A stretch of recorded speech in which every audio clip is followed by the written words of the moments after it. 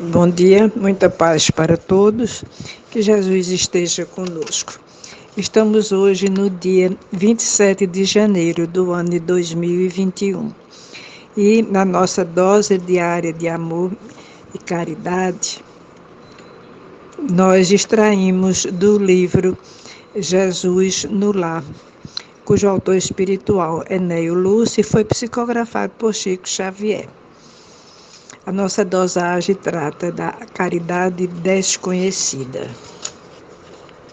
Então, a conversação em casa de Pedro versava nessa noite sobre a prática do bem, com a viva colaboração verbal de todos.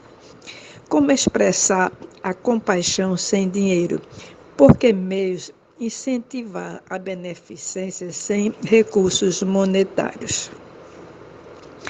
Com essas interrogativas, grandes nomes da fortuna material eram invocados e a maioria inclinava-se a admitir que somente os poderosos da terra se encontravam à altura de estimular a piedade ativa, quando o mestre interferiu, opinando bondoso.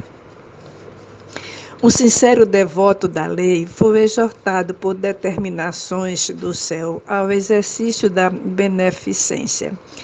Entretanto, vivia em pobreza extrema e não podia de modo algum retirar a mínima parcela de seu salário para o socorro aos semelhantes.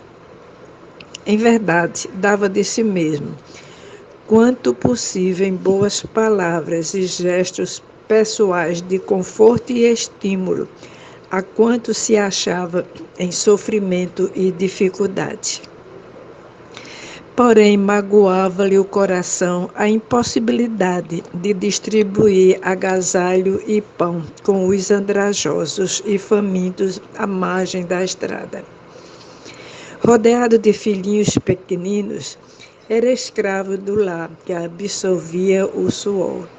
Reconheceu, todavia, que se lhe era vedado o esforço na caridade pública, podia perfeitamente guerrear o mal em todas as circunstâncias de sua marcha pela terra.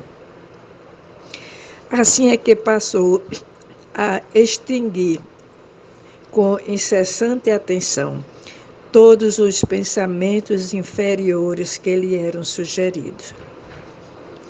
Quando em contato com pessoas interessadas na maledicência, retraía-se cortês e, em respondendo a alguma interpelação direta, recordava essa ou aquela pequena virtude da vítima ausente. Se alguém diante dele dava pasto à cólera fácil, considerava a ira como enfermidade digna de tratamento e recolhia-se à quietude. Insultos alheios batiam-lhe no espírito a maneira de calaus em barril de mel, porquanto, além de não reagir, prosseguia tratando o ofensor com a fraternidade habitual. A calúnia não encontrava acesso em sua alma, de vez que toda denúncia trope se perdia, inútil em seu grande silêncio. Reparando a ameaça sob a tranquilidade de alguém, tentava desfazer as nuvens da incompreensão sem alarde, antes de assumir feição tempestuosa.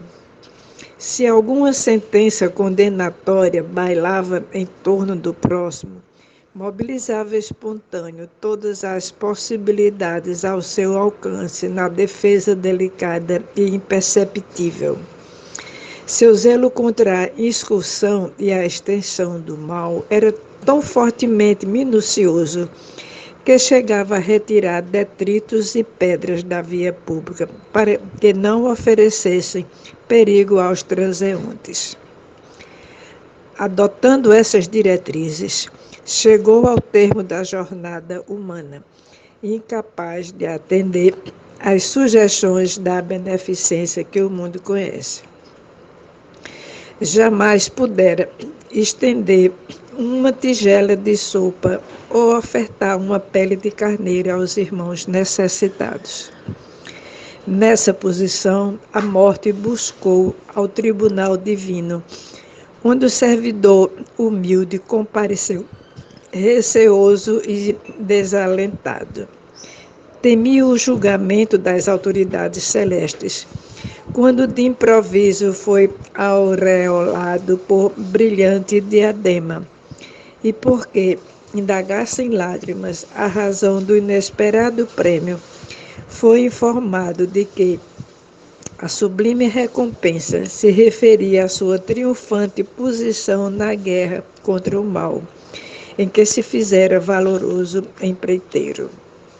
Fixou o mestre nos aprendizes o olhar percussiente e calma, e concluiu em tom amigo: distribuamos o pão e a cobertura, acendamos luz para a ignorância e intensifiquemos a fraternidade, aniquilando a discórdia. Mas não nos esqueçamos do combate metódico e sereno contra o mal, em esforço diário, convictos de que, nessa batalha santificante, conquistaremos a divina coroa da caridade desconhecida. Então, gente, são tantas as oportunidades que nós temos para praticar a caridade, que a doutrina dos Espíritos acertadamente nos diz que fora da caridade não há salvação. Muita paz para todos.